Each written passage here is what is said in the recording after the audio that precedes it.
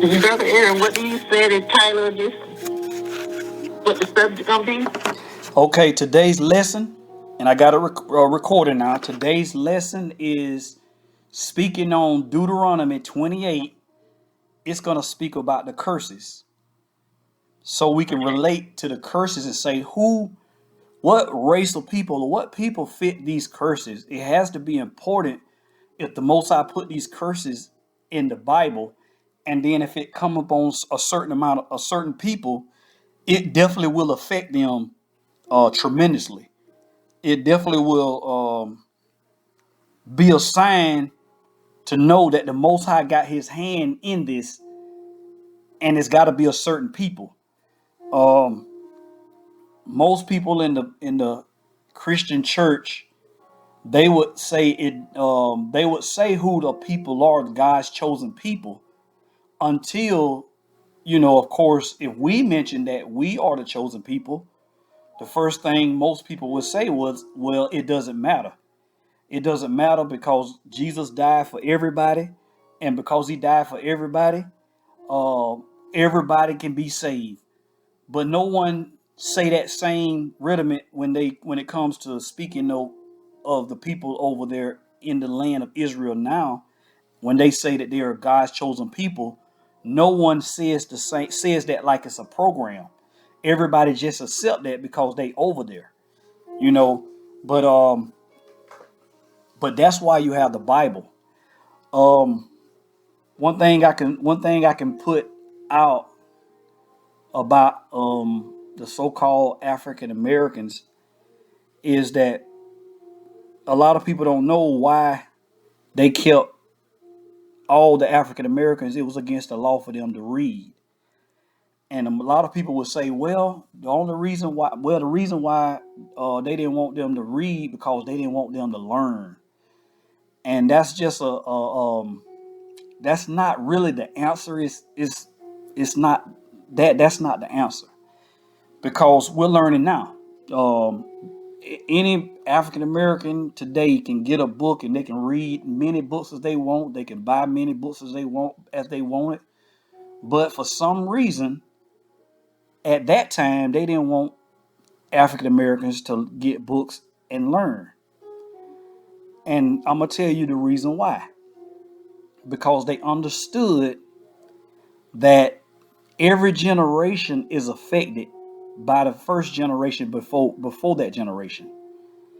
And their goal was, if they can keep people from learning, or the African Americans from learning, first you take it away from these people, then they have children, and then it's against the law. So their children, they forbid the children to read. Then they have children, and of course it's still forbidden for them to read. And then when you get to the great grandchildren, they don't know nothing about the history. All it takes is 4 generations. That's all it takes. They don't know nothing about their generation. They don't know nothing about the history of who they are, where they come from. And then when you have another set, the 5th generation, because now the first generation died, the great grandparent, now it's on to the second great.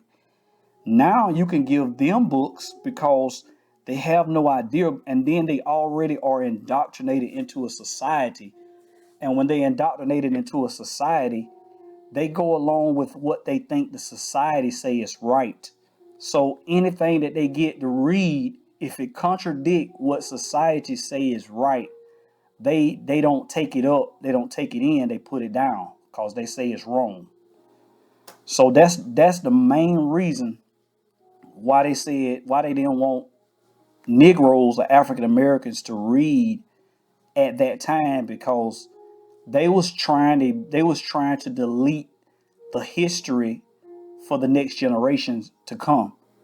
Then they can bring out anything they want to, and because our people don't know history, because they don't understand who they are, it's easy for them to um, take on anything that the other nations give them.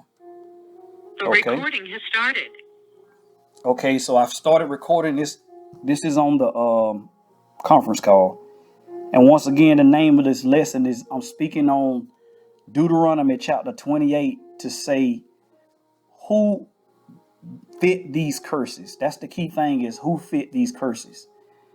And so what we're going to do is we're going to examine what people fit these curses, because there's a lot of things that's going on. And then if you pull out the Bible on certain things, and if it match, because our people don't know their identity, because they didn't get the information, because it wasn't passed down from the generation before, it's easily most of the time it's easily rejected. And then also it has to be the Most High that wakes us up. So majority of us, are not going to get this information, but I praise the Most High for those who receive it. Either they've already received it, or they receive it now, or they receive it later. So basically, when we speak on Deuteronomy 28, verse 15 through 68, we talk about these curses. And of course, the Christian church have no idea that these curses fit a certain people, because of course they was taught that the people in the land are God's chosen people, until they realize something different and then get rejected because the society taught us different. But the warning was in Deuteronomy 28, verse 15 through 68. But first, the warning was before that. The curse started at the breaking of the first two commandments. The first two commandments was the warning of this is when something gonna come up on you. And then Deuteronomy 28, verse 15 through 68 go into detail. But this right here actually gives the children of Israel the warning. Now, when it comes to the Ten Commandments was only given to a certain people to keep. And then their job is to keep that to be a representation for the Most High to the world. And under them, the world will keep also the Ten Commandments. But it was given to a specific people. So if they broke them commandments, it works differently for them than it does for the Gentiles of the other world, or the nations, or the other nations. It works different. When you see people of other races breaking certain commandments, worshiping other gods and different things like that, they will pay for it. But the thing is they may pay for it later. Most of us pay for it either now or before we leave this earth, because that's a curse because of who the people are or who the covenant the Most High made with, who He made it with. He didn't make it with everybody. So before I read, we're gonna go to the commandments first. But before we read the commandments, the first two commandments, I'm gonna show you that these commandments was only given to a certain people to keep. And then when we keep it, we supposed to be a representation for the world, so they would keep it. So first we're going to go to Psalms chapter 147, verse 19 through 20. Psalms chapter 147, verse 19 through 20.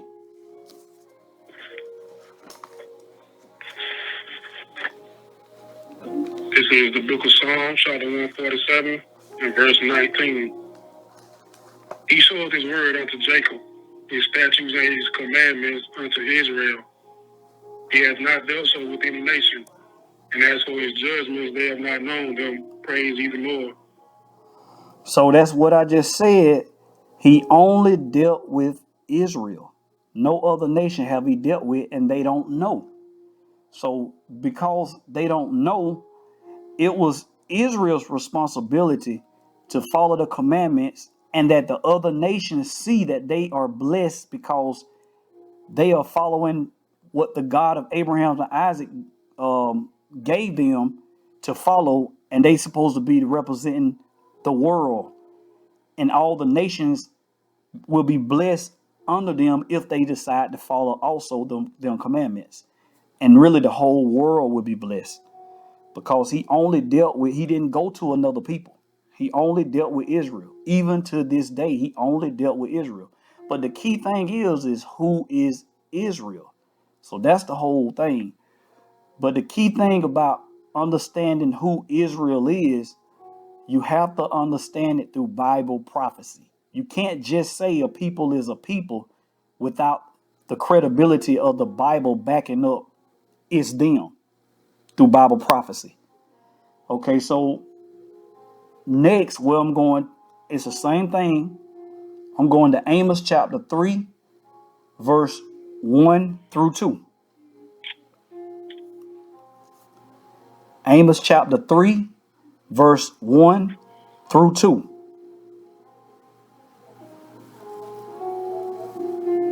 This is the book of Amos, chapter 3, and verse 1. Hear this word that the Lord has spoken against you, O children of Israel, against the whole family which I brought up from the land of Egypt, saying, you only have I known of all the families of the earth. Therefore I will punish you for all your iniquities. So that's a warning. He said, because I gave you a responsibility on this earth, you who I would punish if you break these commandments, if you break my covenant, I would deal with you personally. Okay, so that's what we have to understand is there is a certain people on this earth, if they broke these commandments because of their bloodline, something would come upon them that would not be good. And other nations won't be affected because they wasn't given the commandments. They will actually rule over us. It's evident of that. If the Most High gonna chastise us for breaking the law, statutes, and commandments, but he never said he would do that to another nation. Obviously, these nations will rule over us. Okay, so that's another key to see what's going on in the earth is chances are those who are the children of Israel by blood will not be ruling, and there will be others ruling over them. That's another key to understand Bible prophecy, that there will be other nations ruling over them or other races ruling over them. Okay, so this is the beginning of the commandments of that warning. Before we went to this is before Psalms, this is before Amos, and of course we know that the Most High warned us throughout with the prophets. But this is where it all started at. When we go to Exodus chapter 1, verse 1 through 5. Exodus chapter chapter 20. Excuse me. We're going to the commandments. Exodus chapter 20, verse 1 through 5. Well, 1 through 6. I say 1 through 6. 1 through 6. The book of Exodus, chapter 20, and verse 1. And God spake all these words, saying, I am the Lord thy God, which hath brought thee out of the land of Egypt, out of the house of bondage. Thou shalt have no other gods before me. Thou shalt not make unto thee any graven image, or any likeness of anything that is in heaven above, or that is in the earth beneath, or that is in the water under the earth. Thou shalt not bow down thyself to them, nor serve them. For I, the Lord thy God, am a jealous God, visiting the iniquity of the fathers upon the children, unto the third and fourth generation of them that hate me, and showing mercy unto thousands of them that love me and keep my commandments. Okay. So this right here was the deal in the beginning. First of all, even in order to keep the other commandments righteously, the Lord's name, not using the Lord's name in vain, keeping the Shabbat or the Sabbath day, honoring thy mother and thy father, thou shalt not stealing, not killing, not committing adultery, not lying, and also not coveting. First of all, you have to be worshiping and serving the God of Abraham, Isaac, and Jacob. I am that I am. Ahaya Ashar Ahaya. Can't be no other God. And also when you start worshiping other gods, there are idols that come with the other gods automatically. So that's why when you go to the book of Psalms, it says, "For the Lord is great and greatly to be praised. He is to be feared above all gods. For the gods of the nations are idols." So the idols are always attached with the gods. So these are the things right here that the deal breaker is that it says in verse 5, "Thou shalt not bow down thyself to them nor serve them, for I, the Lord, am a jealous God." And if you make him jealous, he said, "visiting the iniquities of the fathers upon the children unto the third and fourth generation of them that hate me." Okay, so the enemy are those that did not get the law, statutes, and commandments, the Gentiles. They understood if we can get Israel to follow other gods, that their God will visit them, visiting their iniquities. And not only would he visit their iniquities, he would do it unto the third and fourth generation. So what I said earlier, I said, why did they keep us from reading during slavery and everything like that? And people would think, well, because hey, they didn't want us to learn. And like I said earlier, and I'm repeating this because I just had recorded this. I'm recording this on the thing. But we got to realize that when they took the history away from us for the first generation and made it illegal for their children to know who they are, to know the information, to read and do research and understand their heritage, then you got the next generation. That's the third generation. And when you get to the fourth generation, pretty much that fourth generation, which is the great grandchildren, don't know anything. And then you know it's over with after when the great grandchild or the great grandchildren have a child. It's over.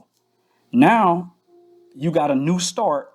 Now you can start giving them the doctrine or the society or what society say is right, the culture of the new culture of the other nations or the other race of people to follow them. Now, like I had said earlier, if you give something new, if you read something new now, if it don't sound like what they was taught in society, what they was raised and brought up in, now they reject it because it does not match what they think is right. But the key is they never knew what was right because everything was taken away from them during their great grandparents' time and it never got to them. Okay, so that's the key is the enemy understood that in that verse right there when he said he's a jealous God, visiting the iniquities of the father upon the children unto the third and fourth generation of them that hate me. Okay, of course, you know, in verse 6, he said, and showing mercy unto thousands of them that love me and keep my commandments. And of course, to love the Most High, you got to keep his commandments. But if you don't know them, you know, now it's a thing that's going to happen, a trigger effect. And the enemy understood this. He understood once when he can get Israel to go away from the God of Abraham, Isaac, and Jacob. He knew that the shackles would be broken off of them, and then they would begin to start coming up against the children of Israel. And Israel, because they don't have their God no more, they will begin to fall. Okay. So I'm fixing to fast forward before we go to Deuteronomy 28, verse 15 through 68. Christ gave warning. Now, given a small timeline, during the time of the children of Israel, when they went into the wilderness, those who understand the story, when they finally got into the land of Israel, those who made it to the land of Israel, they sought up everything. And then, of course, under King Solomon, once again, Solomon started dealing with these idols. And now visiting the iniquities of the children up at the third, fourth generation, it started happening. Now you have the nation breaking up, the northern kingdom leaving, the northern tribe, they leaving. 721 BC, going to another land, America, South America, Australia, these different places, scattered to the four corners of the earth. Okay, so now you had that happen. Then you had different time periods where when things started happening, all of a sudden here comes that beast that's coming up out of the sea. The Most High sent Edom. Well, at first he sent the Babylonian Empire. He sent 4 empires. The last 2 was Esau's empires, the Greeks, and then you had the Roman Empire. And that's where we're at today. We're the end of the Roman Empire, or the end of the Roman rule. But the thing is, you got to look at the warning that Christ gave. If you go to Matthew chapter 24, verse 1 through 51, you will see the warning that basically it was speaking of in Exodus chapter 20, verse 1 through 5.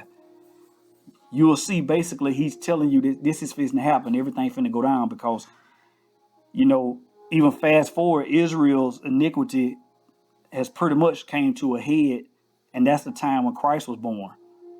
And during the time when Christ was born, this was at the end. Those who know the history, it wasn't long before Jerusalem was sacked or Jerusalem was sieged after Christ died and resurrected. But Christ was giving them a warning first, because the iniquity of Israel during that time period, from the time they got the commandments to the time Christ was born, Israel has definitely did many wicked things to the point to where they're scattered everywhere and they're following all kind of gods. Okay, so go to Matthew chapter 24, verse 1 through 51.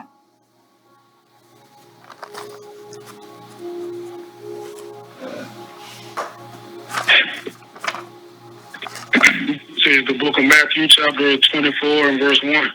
Mm-hmm. And Yeshua went out and departed from the temple, and his disciples came to him for to show him the buildings of the temple. And Yeshua said unto them, See ye not all these things? Verily I say unto you, there shall not be left here one stone upon another, that shall not be thrown down. And as he sat upon the Mount of Olives, the disciples came unto him privately, saying, Tell us, when shall these things be? And what shall be the sign of thy coming and the end of the end of the world? Hold on right there before you go forward. Before you go forward, I want to point this out. Now, Yeshua was telling them that Jerusalem fixing to be destroyed. He was letting them know there ain't gonna be nothing left here in this place. It's fixing to go down. But at the same time, he wanted to make sure he let them know this is not the end of the world, though. This is just the end of the reign of us in Jerusalem at this time period. So I'm just before Tribal Gad keep reading, Yeshua just explaining Jerusalem fixing to be destroyed, but he's gonna let them know this is not the end of the world, and he's gonna say these are things that's fixing to happen after this destruction of Jerusalem. These are the things that y'all finna go through. So, and we're here now. So basically, when somebody want to know when did the tribulation period start, the tribulation period started after Christ resurrected.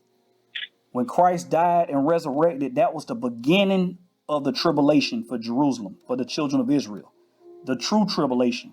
And what I'm saying, this is the tribulation that's going on from that time period until the end. Until the end. It has not stopped. We're still in that tribulation. Okay, so keep going. Verse 4. And Yeshua answered and said unto them, Take heed that no man deceive you. For many shall come in my name, saying, I am Christ, and shall deceive many. And ye shall hear of wars and rumors of wars. See that ye be not troubled, for all these things must come to pass, but the end is not yet. For nation shall rise against nation, and kingdom against kingdom. And there shall be famines and pestilences, and earthquakes in diverse places. All these are the beginning of sorrow. Hold on right there. Then shall they deliver. Hold on right there. So what I just said a while ago, He's letting them know this is the beginning of the tribulation. This is the beginning of sorrows.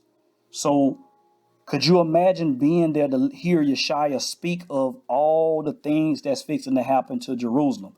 That's pretty dark what Yeshaya was saying, but it's happened, and it's also happening now. Okay, keep going.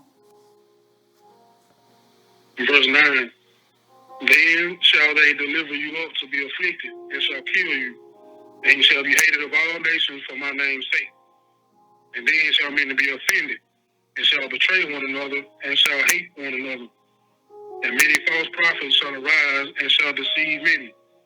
And because iniquity shall abound, the love of many shall wax cold. But he that shall endure unto the end, the same shall be saved. Hold on right there. Before you go further, I want to point this out. Also, when it says that then you shall be delivered, then shall they deliver you up to be afflicted, and shall kill you, and ye shall be hated of all nations for my name's sake. This right here also don't not only means for those that believe in Christ, but also this means for those who Christ came from, because we are the people who Christ came out of, the tribe of Judah. So you will be hated of all nations for Christ's name's sake. Also, that's why even those who are not even following Christ are hated. This is the reason why, because Christ is your kinsman. And because Christ is your kinsman, you are hated of all nations. It's even in the spirit of those don't even know why they don't like you, but they have grudges against you or vengeance or something against you. Why? Because the Savior, the Messiah, came up out of the same seed we came out of. Okay, so I just want to point that out, and also, like I said, like we always, tell people, you can't be saved until the end. It says, "Those who endure until the end, the same shall be saved." You're supposed to be following Christ, a disciple of Christ, a follower of Christ, but you can fall. You have to be careful. But it says those who endure until the end. That means you have to make it all the way to the end, either to when you pass or when Christ come back. Either or, that's when you're saved. Okay, go ahead. Verse 14. And this gospel of the kingdom shall be preached in all the world for a witness unto all nations, and then shall the end come. When ye therefore shall see the abomination of desolation spoken of by Daniel the prophet, stand in the holy place, whoso readeth, let him understand. Then let them which be in Judea flee into the mountains. Let them which is on the housetop not come down to take anything out of his house. Neither let him which is in the field return back to take his clothes. And woe unto them that are with child, and to them that give suck in those days. But pray ye that your flight be not in the winter, neither on the Sabbath day. For then shall be great tribulation, such as was not since the beginning of the world to this time, no, nor ever shall be. And except those days shall be shortened, there should no flesh be saved. But for the elect's sake, those days shall be shortened. Then if any man shall say unto you, Lo, here is Christ, or there, believe it not. For there shall arise false Christs and false prophets, and shall show great signs and wonders, insomuch that, if it were possible, they shall deceive the very elect. Behold, I have told you before. Wherefore, if they shall say unto you, Behold, he is in the desert, go now forth. Behold, he is in the secret chambers, believe it not. Where the lightning cometh out of the east, and shineth even unto the west, so shall also the coming of the Son of Man be. Before you go forward, before you go forward, I want to point this out. What Christ was saying in a nutshell: follow my doctrine. That's it. Follow my doctrine. During the midst of this tribulation, he said, "Take heed that no man deceive you." We're gonna add to the precept of that later on. But take heed that no man deceive you. Many shall come in my name, say, I am he, I am Christ, believe it not. Then, of course, he said, well, they shall arise false Christs and false prophets, and shall show great signs and wonders. And then it says, of course, if it was possible, even the very elect to be saved, it shall be deceived if he didn't cut time short. In a nutshell, remember, Christ had his doctrine. So basically, Christ is warning them and us, only stay in my doctrine. Anything outside of my doctrine is when somebody's coming in as another Christ. Okay, keep going. Verse 28. For wheresoever the carcass is, there will the eagles be gathered together. Immediately after the tribulation of those days shall the sun be darkened, and the moon shall not give her light, and the stars shall fall from heaven, and the powers of the heavens shall be shaken. And then shall appear the sign of the Son of Man in heaven, and then shall all the tribes of the earth mourn, and they shall see the Son of Man coming in the clouds of heaven with great power and great glory. And he shall send his angels with a great sound of a trumpet, and they shall gather together his elect from the four winds, from one end of heaven to the other. Now learn the parable of the fig tree, which his branches yet tender. When his branch is yet tender, and putteth forth leaves, ye know that summer is nigh. So likewise ye, when ye shall see all these things, know that it is near, even at the doors. Verily I say unto you, this generation shall not pass till all these things are fulfilled. Heaven and earth shall pass away, but my words shall not pass away. But of that day and hour knoweth no man, no, not the angels of heaven, but my Father only. But as the days of Noah were, so shall also the coming of the Son of Man be. For as in the days that were before the flood, they were eating and drinking, marrying and giving in marriage, unto the day that Noah entered into the ark, and not until the flood came and took them all away. So shall also the coming of the Son of Man be. Then shall two be in the field, the one shall be taken and the other left. Two women shall be grinding at the mill, and one shall be taken and the other left. Hold on right there before you go further. Now, a lot of people think that this is the rapture, but they don't understand what Christ said before he said that. He said, so as it was in the days of Noah, so shall it be when the Son of Man come, or when he return. And when it says a person to be working in the mill, one taking, the other left, when it says this person to be doing this and one taking and then the other one left, that's not a rapture. Because during the time of Noah, those who was taken was those who drowned in the flood. Those who was left was the ones that were saved, which was only 8 people. Okay, the same thing with Christ's return. Those who are taken are not those who are going with Christ. That are those who Christ will kill, or he will exterminate. Those who fight against Christ, that will be those he take out. Those who are left behind would be those who he saved. Okay, so that kills that rapture doctrine in a nutshell, because he said so as it was in the days of Noah. So all you have to do is compare that to the days of Noah when Christ returned. Those who was taken was those who perished in the flood. And those who were left was those who were saved. When Christ coming, he's coming for a kingdom to set up to save his people. They will be saved. Those who will be deleted will be those, as of was the days of Noah, was taken away or taken out. Okay, keep going. Verse 42. Watch therefore, for you do not where all your Lord doth come. But know this, that if the goodman of the house had known in what watch the thief would come, he would have watched, and would not have suffered his house to be broken up. Therefore be ye also ready, for in such an hour as ye think not, the Son of Man cometh. Who then is a faithful and wise servant, whom his Lord hath made ruler over his household, to give them meat in due season? Blessed is that servant whom his Lord, when he cometh shall find so doing.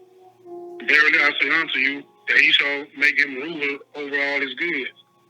But and if that evil servant shall say in his heart, my Lord the left is coming, and shall begin to smite his fellow servants, and to eat and drink with the drunken, the Lord of that servant shall come in a day when he looketh not for him, and in an hour that he is not aware of, and shall cut him asunder, and appoint him his portion with the hypocrites. There shall be weeping and gnashing of teeth. Okay, so that's clear, plain and simple. Those we have to endure. Those who endure until the end, the same shall be saved. Okay, so Christ was given warning of what was fixing to happen in 70 AD. Because 70 AD is the time period under Roman generals, Vespasian and Titus, is when these generals got together to seize Jerusalem and sack Jerusalem. So this is the warning that Christ was giving them to let them know the time is coming where this place is fixing to be destroyed. But after it's destroyed, it's not the end of the world yet, because all these things is fixing to happen to you after Jerusalem is destroyed. Okay, so now go to this is the same thing, but go to Luke chapter 21, verse 20 through 26.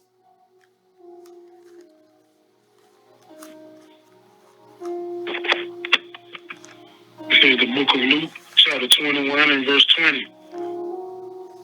And when ye shall see Jerusalem compassed with armies, then know that the desolation thereof is nigh. Then let them which are in Judea flee into the mountains, and let them which is in the midst of it depart out. And let not them that are in the countries enter in thereinto. For these be the days of vengeance, that all things which are written may be fulfilled. Woe unto them that are with child, and to them that give suck in those days. But there shall be great distress in the land, and wrath upon his people. And they shall fall by the edge of the sword, and shall be led away captive into all nations. And Jerusalem shall be trodden down of the Gentiles, until the times of the Gentiles be fulfilled.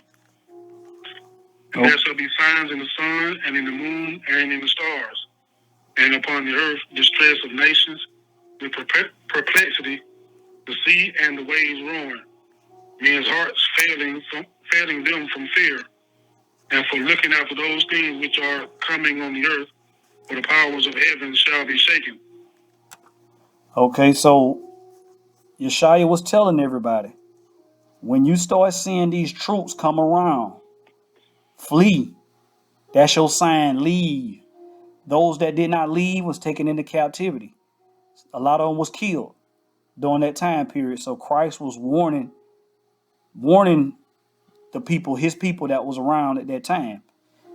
And like I said, throughout even secular history, Israel was taken down at that time period. A little bit after Christ, 70 AD, right around 30 to 40 years after Christ died and resurrected. That's when Jerusalem was taken out. It was no more as far as where our people would be still there ruling, as far as operating there. No more of that after that. Okay. So now we're going to give a bigger picture of what Christ was saying by speaking of the children of Israel as the woman. So we're going to go to Revelation chapter 12, verse 1 through 17. And it's going to give you the details of the same thing that Christ said, but it's going to be from a broader perspective because it's speaking of Israel as a whole.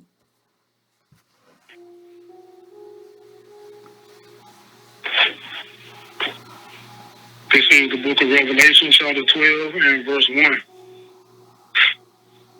And there appeared a great wonder in heaven, a woman clothed with the sun and the moon under her feet, and upon her head a crown of 12 stars. And she being with child cried, travailing in birth, and pain to be delivered. And there appeared another wonder in heaven, and behold, a great dragon having 7 heads and 10 horns, and 7 crowns upon his heads. And his tail drew the third part of the stars of heaven, and did cast them to the earth. And the dragon stood before the woman which was ready to be delivered, for to devour her child as soon as it was born.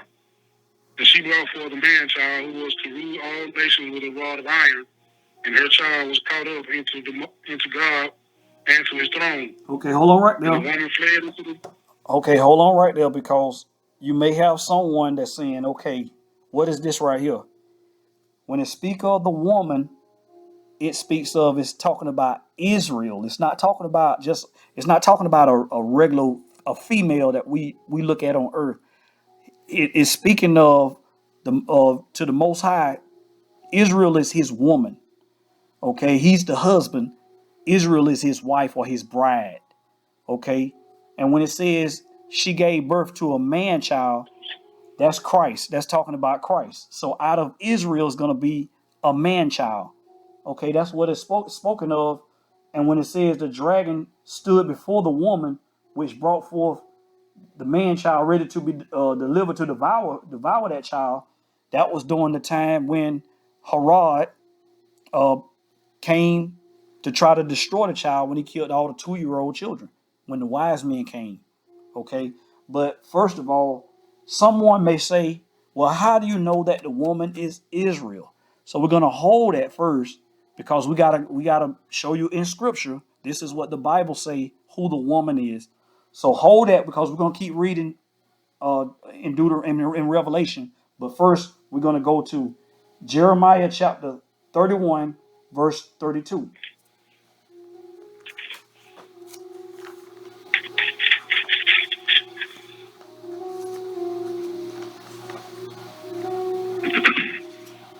This is the book of Jeremiah, chapter 31 and verse 32.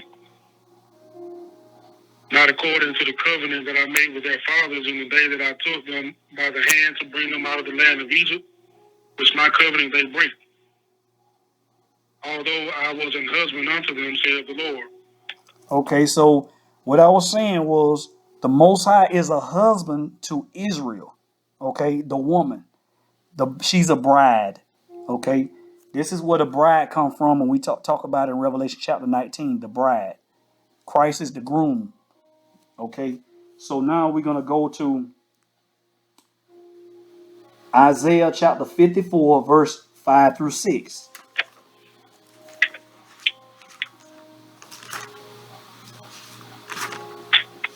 Book of Isaiah, chapter 54 and verse 5.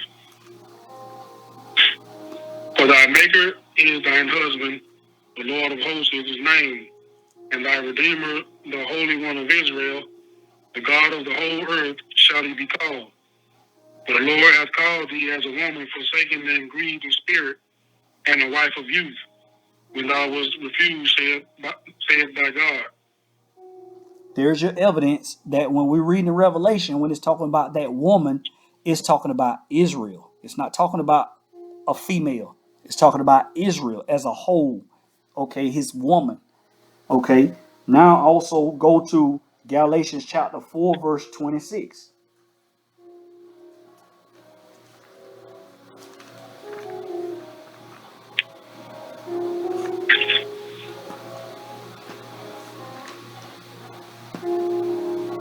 The book of Galatians, chapter 4 and verse 26. For Jerusalem, which is above, is free, which is the mother of us all. Okay, Jerusalem is the mother of us all. Once again, the woman. And Jerusalem above is free. So once again, you got to look at it now. When you look at the history of the people that ran from during the time period when Titus and Vespasian, when Titus and Vespasian attacked Israel, during that time period, over 1 million Israelites ran into Africa, fleeing from the Roman persecution as it was coming down on them. This is history. This is documented. Okay, some of it is from Babylon to Timbuktu, but you got more information on that in the Josephus and different other books about Israel fleeing. And this is the time when Christ had told them, "Go, flee into the hills, flee into the mountains." You know, flee from this persecution when you start seeing them troops come around.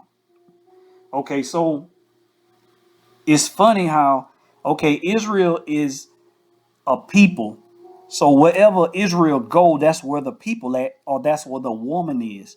So it's funny how they give us a code or they give us a sign also saying that, Africa is an extension of the promised land or Jerusalem or Israel, or the Middle East is the eastern part, is a extension of Africa. But it's funny how they call Africa the motherland. Okay, Africa, they say the motherland. And then the scriptures say Jerusalem is free. She is the mother of us all. That woman, she ran into Africa. Okay, so this is going to explain a lot of her fleeing in Revelation chapter 12. So we're going to pick back up at Revelation chapter 12. Where was you at in Revelation chapter 12?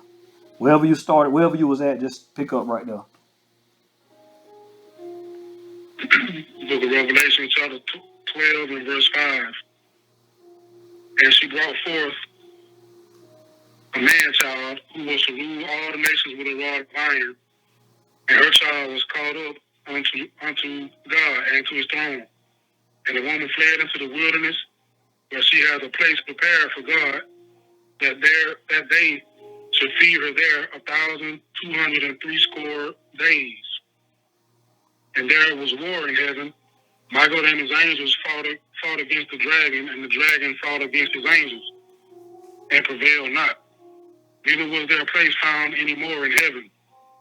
And the great dragon was cast out, that old serpent called the devil and Satan, which deceiveth the whole world. He was cast out into the earth, and his angels were cast out with him. Okay, hold on right there. Let me explain some of this so we can stay on the continue to follow on down when it says, and the woman fled into the wilderness where she was placed, prepared of the Most High, that they should feed her for 1,260 days.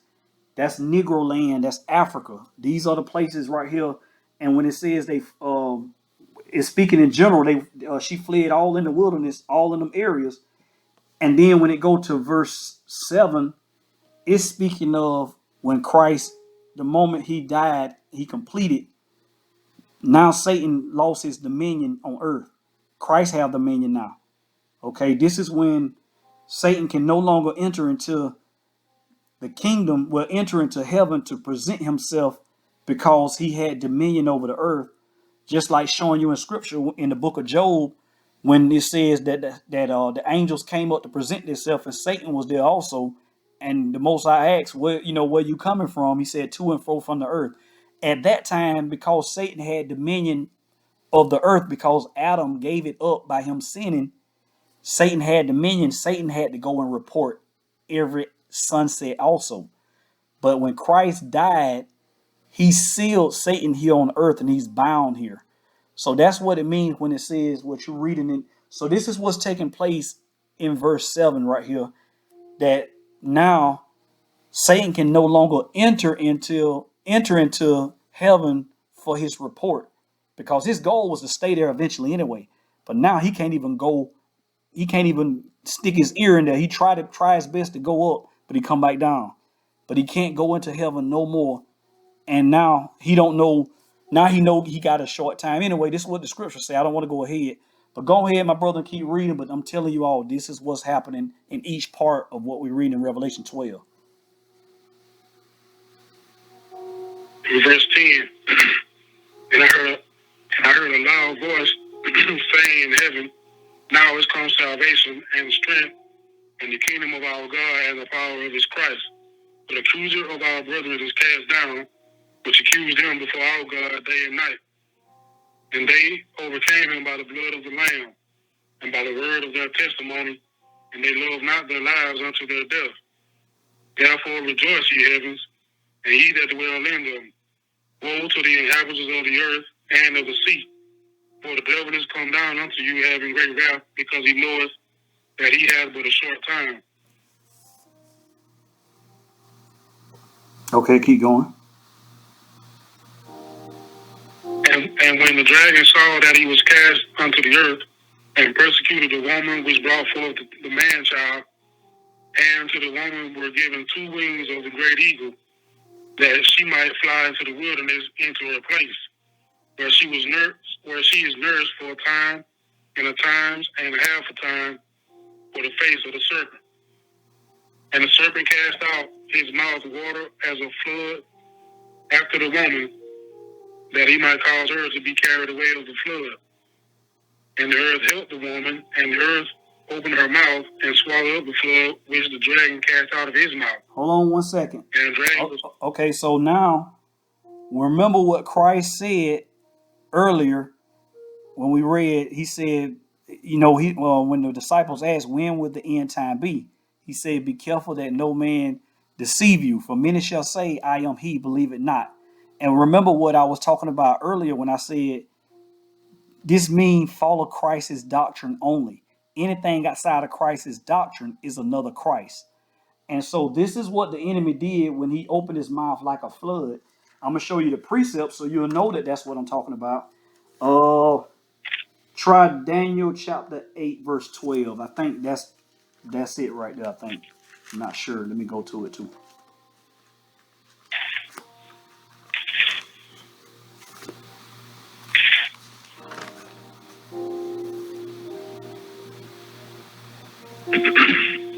The book of Daniel chapter 8 and verse 12. And an host was given him against the daily sacrifice by reason of transgression. And it cast down the truth to the ground, and it practiced and prepared and prospered. Okay, this is the precept for that. This also added to it. I think it's Isaiah chapter 61, verse 11.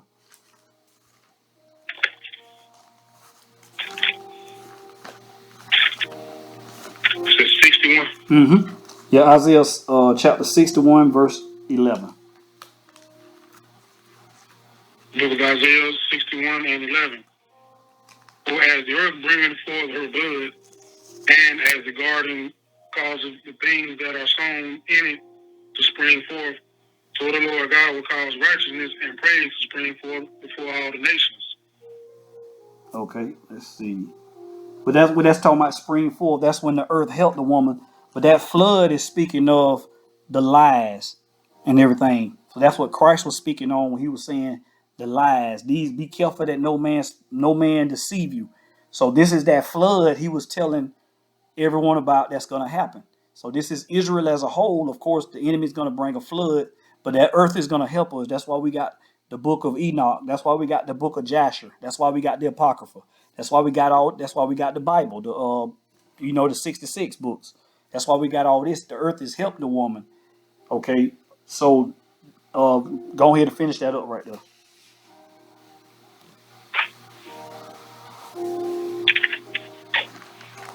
Which one? Verse 17, I think that's what you left off on. Yeah, 12 and 17. Back in Revelation 12 and 17. And the dragon was wroth with the woman, and went to make war with the remnant of her seed, which keep the commandments of God and have the testimony of Yeshua, the Christ. Okay, so think about when it says, visiting the iniquity of the children upon the 3rd and 4th generation of them that hate me.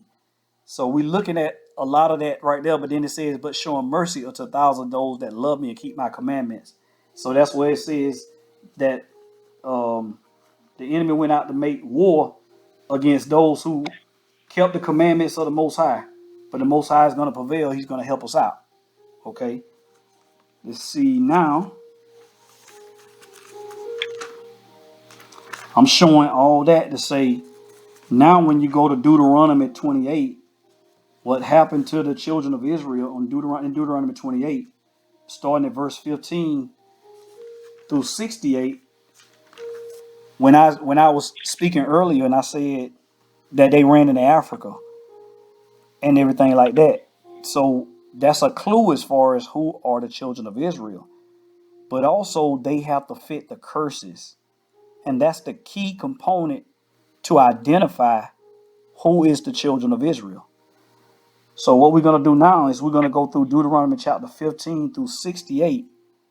And I'm going to try to briefly stop but not go too far as precepts because of the time.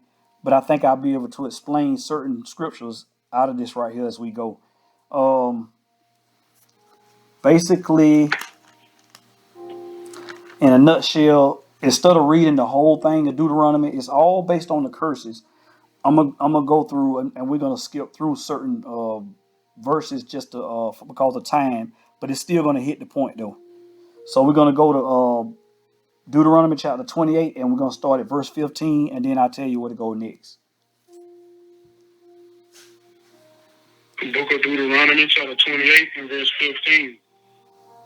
But it shall come to pass, if thou wilt not hearken unto the voice of the Lord thy God, to observe, to do all his commandments and his statutes which I command thee this day, that all these curses shall come upon thee and overtake thee. Okay, so what this speaking on, now remember what we read in the first two commandments, when he says, thou shalt not have no other God before me, and then of course thou shalt not make unto thee an graven image. And then he said, visit the iniquities of the children upon the third and fourth generation of them that hate me. And he says, of course, it's showing mercy to 1,000 of them that love me and keep my commandments. So when it says, visit the iniquities of the children upon the third and fourth generation, then you got to think about it. That generation to get it right, then the next generation to get it right. This right here brought on the details of what's going to happen, or the visitation that the Most High gave when he said, I will punish you, Israel, because I gave you the commandments to follow me. So this right here is in detail. When the children of Israel received the Ten Commandments and he made a covenant with them, this is what was read to say, this is what's going to happen to you all if you break this covenant. So this is the warning, but this is what fell on us to where we at now, present day. Okay, go to verse 25. Verse 25. The Lord shall cause thee to be smitten before thine enemies. Thou shalt go out one way against them and flee 7 ways before them. It shall be removed into all the kingdoms of the earth. Okay, that's another key. Is these Israelites, if this curse come upon them because they started following other gods and not keeping the commandments, they're going to be moved or removed unto all kingdoms of the earth. Okay, so once again, you got to think, who have been removed to all the kingdoms of the earth. Okay, go to verse 28 through 30. Verse 28. The Lord shall smite thee with madness and blindness and astonishment of heart. And thou shalt grope at noonday as the blind gropeth in darkness, and thou shalt not prosper in thy ways, and thou shalt be only oppressed and spoiled evermore, and no man shall save thee. Thou shalt betroth a wife, and another man shall lie with her. Thou shalt build an house, and thou shalt not dwell therein. Thou shalt plant a vineyard, and shall not gather the grapes thereof. Okay, so just that simple. Who have this happened to? You people can't say, "Oh, this happened to every nation, to every people." Okay, if that is so, as we keep reading in Deuteronomy 28, they got to fit all these curses that we dropping. We skipping, so they got to fit everything. If that's the case, so next we're gonna go to verse 32. Verse 32. Thy sons and thy daughters shall be given unto another people, and thine eyes shall look and fail with longing for them all the day long, and there shall be no might in thine hand. Okay, so once again, somebody may say, "Well, all nations went into slavery and captivity sometime in their life." Okay, if that's the case, once again, they gotta fit all these curses. That's the key. Okay, if that's true, they gotta fit all these curses. Okay, now go to verse 36 through 37. Verse 36. The Lord shall bring thee and thy king which thou shalt set over thee unto a nation which neither thou nor thy fathers have known, and there shalt thou serve other gods, wood and stone, and thou shalt become an astonishment, a proverb and a byword among all nations, whether the Lord shall lead thee. Okay, so now you got to look at this. The Lord shall bring thee, and thy king shall set over thee. unto nations, neither not a father. So our fathers didn't know, or the fathers didn't know this nation, and they served other gods, wood and stone. The cross, Christianity, the stone, the Kaaba. These are the two biggest religious fractions of the earth since the time we know, especially now, and now that we at the end. So, what people was made to serve in Christianity, and what people also was made to serve in Islam, either or. Okay, that's another key. Since somebody might say, well, all nations went into captivity sometime or another, or slavery. Okay, do they fit this also? Or who fit this? All right. Um, Now go to verse 41. Yeah, verse 41. Verse 41. Thou shalt beget sons and daughters, but thou shalt not enjoy them, for they shall go into captivity. Okay, sons and daughters, they shall go into captivity. All right. So once again, you got to fit all these curses as far as a people to say these are the people, these are the children of Israel, the biblical Israelites, those who are Christ's people. Remember, Christ say the world will hate you for my name's sake. Okay, that means I came out of the same seed as you came out of. The world will hate you for me, because of me, because I came out of the same seed. You had the woman, which is Israel, and the man child came out of Israel. So came out of the same seed as we came out of. All right, now go to verse 44 through 46. In verse 44. He shall lend to thee, and thou shalt not lend to him. He shall be the head, and thou shalt be the tail. Moreover, all these curses shall come upon thee, and shall pursue thee, and overtake thee, till thou be destroyed. Because thou hearkenest not unto the voice of the Lord thy God, to keep his commandments and his statutes which he commanded thee. And they shall be upon thee for a sign and for a wonder, and upon thy seed forever.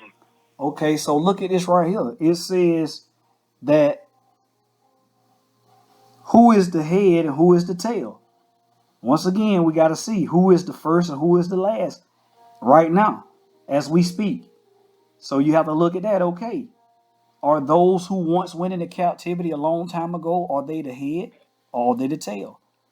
You know, you have to look at that to measure that out. Also, it says that this shall be upon thee for a sign and a wonder, and unto thy seed. And also when it says that moreover all these curses shall come upon thee and pursue thee and overtake thee till thou be destroyed.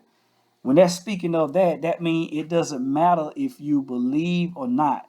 It doesn't matter if you got that bloodline, you the children of Israel, you breaking them laws, statutes, and commandments, and your family and your fathers breaking and mothers breaking these commandments. It says that moreover, it says these curses shall come upon you and pursue thee and overtake thee. That means you can't stop it if you do that. If you sinning, you can't stop it. You can't shield it away. You can't talk it away or deny that it's happening or that it ain't happening. Okay, so this is a sign to show you who are the children of Israel according to these curses that came upon them. Okay, remember, don't forget what Christ said when he warned all these things going to happen as far as the desolation and different things like that. And then we looked at the commandments when it spoke of how when it says visiting the iniquities of the children upon the third and fourth generation of them that hate me. Okay, so these are the curses that shall come upon thee and pursue thee and overtake thee till thou be destroyed, because thou have not hearkened unto the voice of thy God to keep his commandments and statutes which he command thee. And they shall be upon thee for a sign and a wonder upon thy seed forever. One thing I can say, are these curses fitting those who are in the land that society calls God's people? That's the key. Or they fit another people. If they fit another people, these other people have to be the people according to the Bible. When it says and they shall be upon thee for a sign. This is the sign. Not what somebody say, it's the sign. You see it. You see it, you know it, because it's the sign, and it's on their seed when they have children. They have children, they continue to be cursed. It continue to stay on them no matter what.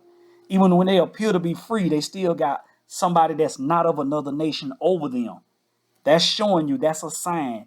You a lender, or they be the lenders. You will never lend. You will always be borrowers. Who is the last? You are the tail. Somebody else is the head. These are the signs.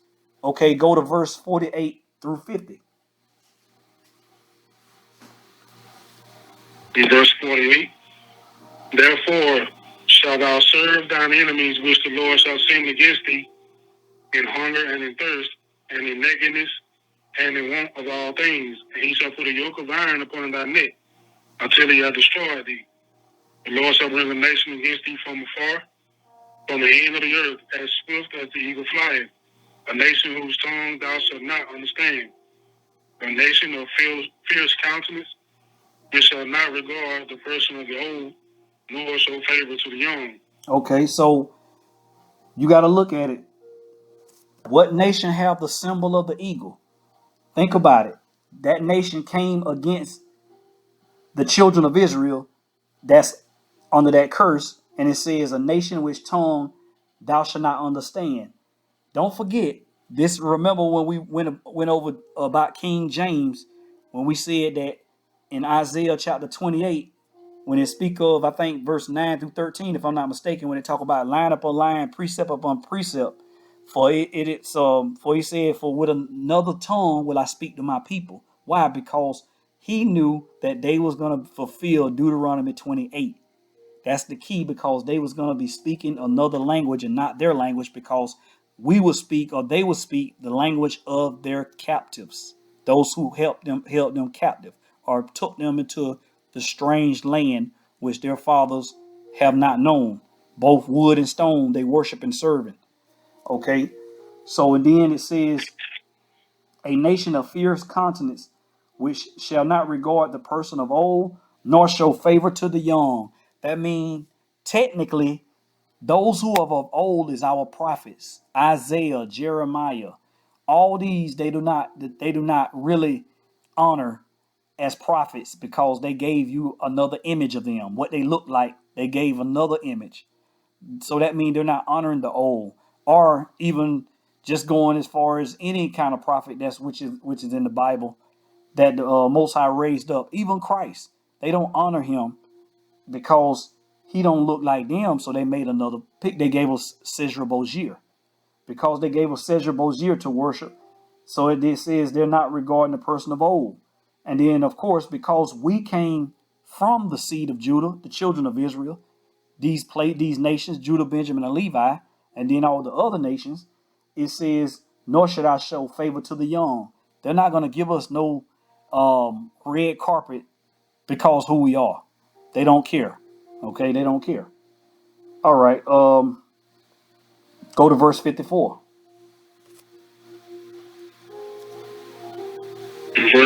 Verse 54. So that the man that is tender among you and very delicate, his eyes shall be evil towards his brother, and towards the wife of his bosom, and toward the remnant of his children which he shall leave. Fatherless children. Also, you look at it, crime, hate crime against each other, black on black crime. It ain't like that in other nations. It ain't like that in other places. We don't have to worry about them speaking about the Middle East and different places like that, because our war zones are in the hood. Why fear other places that they want to speak of that's going on, when you got to worry about getting shot going to the store, getting robbed going to the store from your own people? So that's a curse. Okay.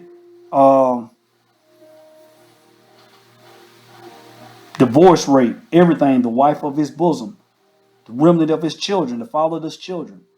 Okay. Now go to verse 62. Verse 62. And ye shall be left few in number, whereas you were as the stars of heaven for multitude. because thou wouldest not obey the voice of the Lord thy God. That's why we're called minority. Scattered out everywhere. They put us in different groups and different areas and call us minorities and different things, not realizing we are one people. Judah, Benjamin, and Levi, Naphtali. You got the Haitians, you got Cuba, you got all these, the Puerto Ricans, you got the Issachar, the Mexicans, Hawaiians, Samoans. These that's Naphtali. These different places. Ephraim. You got Reuben down in Australia, the Aborigines. We are everywhere, but now we're split up, so we are like a minority. If we came together, we will be like the sands of the sea. We will be, our population will be more than any other population, but because we are spread out and scattered, and we was conquered, they gave us names, and then they put us with different identifications that we don't think we're no more of a people. So now we think we are a different race. All of us, we think we're different. Okay. So now go to verse 64 through 65.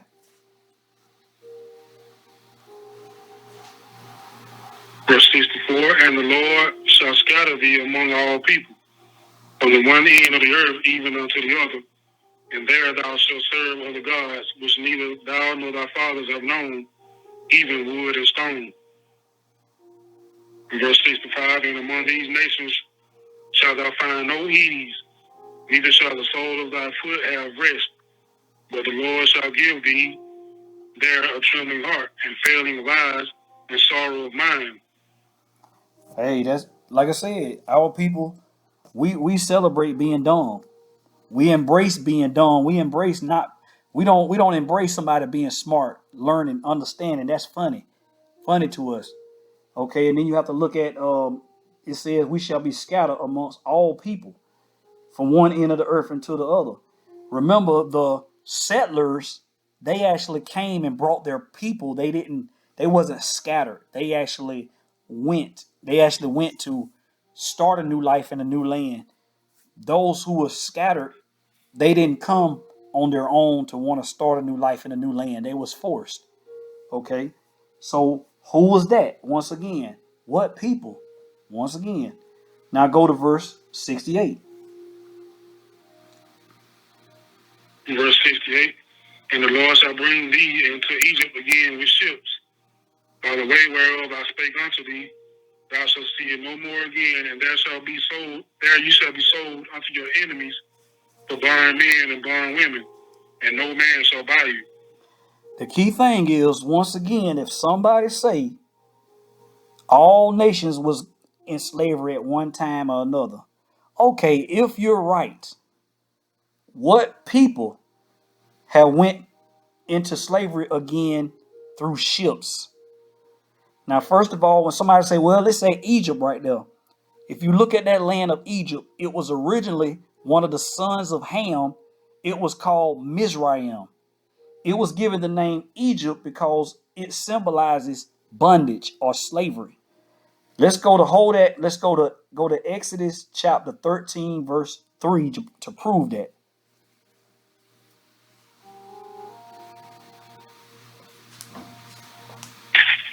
The book of Exodus, chapter 13, in verse 3. And Moses said unto the people, remember this day in which ye came out of Egypt, out of the house of bondage. For by strength of hand the Lord brought you out from this place. There shall no leavened bread be eaten. Okay, so once again, it called Egypt the house of bondage. Then on top of that, when we get ready to start reading the 10 Commandments, before we start reading the first two, no other gods before thee and idols, above that, what does it say? Go to Exodus chapter 20, verse 1 through 2.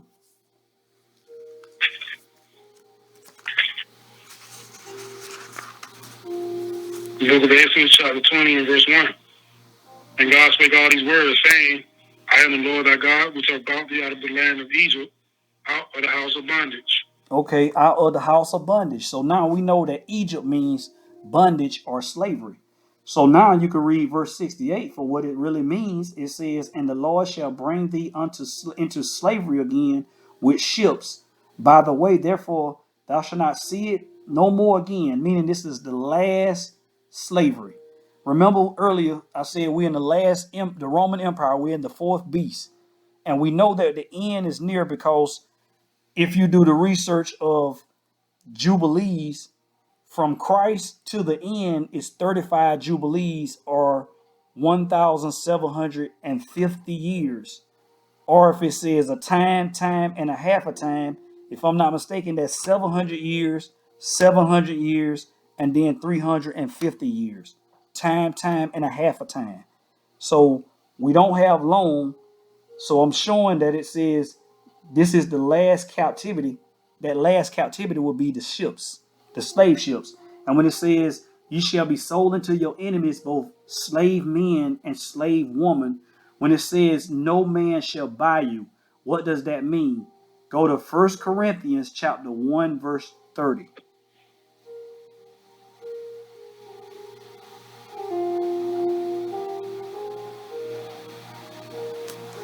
Book of 1 Corinthians, chapter 1 and verse 30. But of him are ye in Christ Messiah, who of God is made unto us wisdom and righteousness and sanctification and redemption. Okay. One second. One second.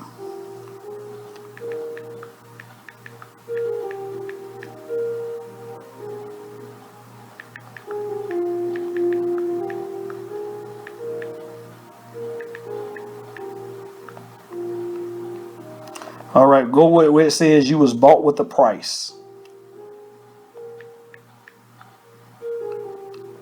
1 Corinthians, I think it's 1 Corinthians chapter 6, verse 20.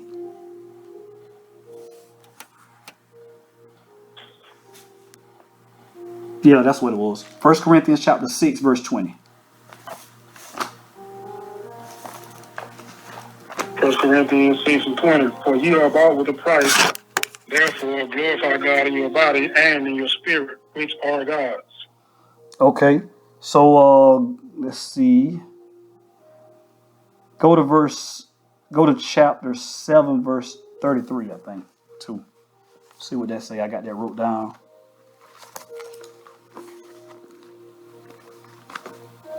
1 Corinthians 7 and 33. But he that is married careth for the things that are of the world, how he may please his wife. Okay, let me go back to this. But basically, in a nutshell, what I was showing at the end, I got precepts right here. That's why I was going through that. It's all together right there. But basically, what I was just going to bring out on this, when it says, and no man shall buy you, Christ bought you. Because it says you was bought with the price. It's speaking of Christ. That's the only person that's going to save us out of our captivity or out of this captivity, whoever these people are. Okay, so in a nutshell, Deuteronomy 28, who are these people that fulfilled this curse or that's fulfilling this curse also? You can't think of no other nation when somebody try to say, well, all nations been into captivity. If so, all nations do not fit Deuteronomy 28, verse 15 through 68. Only a certain people fit this curse, letting you know this is who the world is waiting on to awaken. Whoever these people are, which I know who they are the children of Israel. They are those who was taken into captivity, into slavery, and taken to the four corners of the earth, mainly what we know of as America, the African Americans, and the other nations that was taken also, that's part of our people. So basically, in a nutshell, what I wanted to bring out today was Deuteronomy 28 to show a little bit of the history of what Christ warned the children of Israel. Then, because they broke the commandments, these curses in detail came upon them. And when it came upon them, you can identify who they are because it says, and they shall be upon thee for a sign and a wonder upon thy seed forever. So once again, the church is supposed to be identifying who are the children of Israel according to the curses. And we know those who are ruling the earth, who are claiming to be God's chosen people can't fit the curses. So that means by default, they can't be the children of Israel, not by biblical understanding and not by bloodline. Meaning those who are of bloodline, the earth is waiting for the awakening so Christ can come back and save us. And that's all I got for today. I just wanted to speak on Deuteronomy 28, verse 15 through 68, the curses. Like I said, just for someone that have not been brought to their light about Deuteronomy 28, about the curses, so they can actually see that there's a people on the earth that actually fit these curses. So they must be the children of Israel. They got to be the people. Okay. So with that being said, do anybody got any questions or comments based off this lesson, which is called Deuteronomy chapter 28, verse 15 through 68? Who fit these curses?